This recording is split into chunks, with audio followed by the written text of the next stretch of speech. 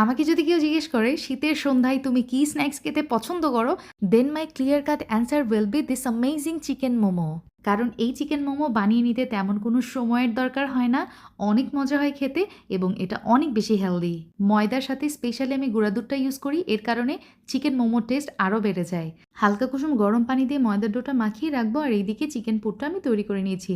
স্ক্রিনে দেওয়া সমস্ত উপকরণ আমি ব্লেন্ডার জারে দিয়ে দিব আর এর সাথে ওই যে মালটার খোসা অ্যাড করলে যেটা হয়, এত রিফ্রেশিং একটা ফ্লেভার আসে মানে বলার বাহিরে। সব মেইন কাজ করা শেষ, এখন তেমন আর কোনো কাজ নাই, শুধু রুটিটা একটু পাতলা করে বেলে নিতে হবে আর এই যে ছোট ছোট করে কেটে নিতে হবে। তারপরে এই রুটির মধ্যে চিকেন পুরটা দিয়ে আপনার মন মতো শেপ দিয়ে নেবেন। আর আমি একটু ফাঁকিবাজ প্রকৃতির, এই কারণে মোমোর যেটা সবচেয়ে সহজ ভাজ আমি সেটাই দিয়ে দিলাম। তো এভাবে সবগুলো করে আমি কড়াইয়ের মধ্যে সামান্য বাটার গলিয়ে নিয়েছি, তারপরে এই মোমোগুলা সাজিয়ে নিলাম আর সামান্য একটু পানিও ব্যবহার করেছি 1 কাপ মতো। আর এভাবে কাভার করে আমি 15 মিনিট জাল করে নিয়েছি একদম চুলা লো টু মিডিয়াম হিটে। আলহামদুলিল্লাহ আমার মোমো একদম রেডি।